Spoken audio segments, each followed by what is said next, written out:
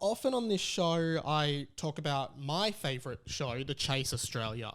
Trivia show here in Australia, obviously, because it's called The Chase Australia. I love trivia. I love watching this show. It's like my perfect way to end a work day is to put on this trivia show and just answer trivia questions. I love trivia so much. And saw this really interesting interaction between the host, Larry Edmar, and a contestant. I've talked about this show in the past, but this isn't related to how I've talked about the show in the past. I just heard this incredible interaction between Larry Edmar and the contestant that I had to share on this podcast because I just thought it was profound how jilting this moment was. And it did feel like in this moment it was I couldn't tell if it was a setup by the writers of the show and the questions or not. Take a listen to this contestant, don't know their name, and this interaction that did happen on the Chase Australia. So basically, just so you know, the host talks to the contestant. They have a little back and forth. Learn, what do you do? What's your middle name? What do you love? And then they launch into the quick fire trivia question cash builder round. And this is what happened on the Chase Australia. Aliens, love anything to do with space and all that kind of thing. Do you believe that man has walked on the moon? No. Absolutely not. No, I don't. I think that was a conspiracy. I wish you lots of luck. And your time starts now. The first person to set foot on the moon was US astronaut Neil who? Armstrong. Correct.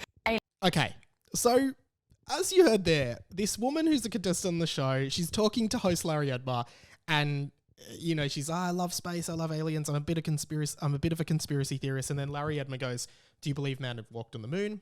No, I don't. It's a conspiracy. First question of her cash building trivia round was, who was the first person to walk on the moon? And she immediately answers Neil Armstrong as though it's common knowledge. Here's something for you, contestant. If you really believe that the moon landing was a conspiracy and you stand by that, you wouldn't have answered that question. This is what I don't like about you. You threw in your beliefs, you betrayed your beliefs to win a bit of money on a show. And I don't like that. I think you should have stuck by your guns, right? I think you should have answered the question the way you promised us you would, because it's to me, that cannot be a coincidence, surely, that question was right after she said she was a conspiracy theorist and didn't believe man had walked on the moon. The first question is, who was the first person to walk in the moon? She says Neil Armstrong. Stick by your guns, mate. Don't sell out your beliefs for money. Because that's what you do, and that's what you did, and we all saw it on national television, and quite frankly, you look pathetic. Now, I don't trust anything you say because I know that I could swindle you to change your opinion with any amount of money. Shouldn't have sold out your beliefs. Thought that was really funny. I've never seen something quite like that on TV. Someone flat out say, I don't believe that man has walked on the moon.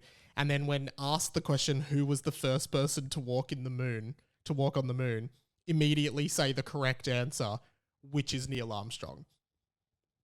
Hilarious. Absolutely hilarious. Because the cognitive dissonance at this point in this person's life must be so jilting. The cognitive dissonance of, oh, okay, I just said on national TV, I don't believe man has walked on the moon. But I guess maybe in her mind, she's like, well, I know that the common belief that they want me to say is Neil Armstrong. I don't believe it, but I'll answer it for money. But I still feel like she sold out her beliefs for money. And that's not good. We don't sell our beliefs out for money. We never, ever do that. But seriously, guys, there's something really important that we need to talk about on this week's show.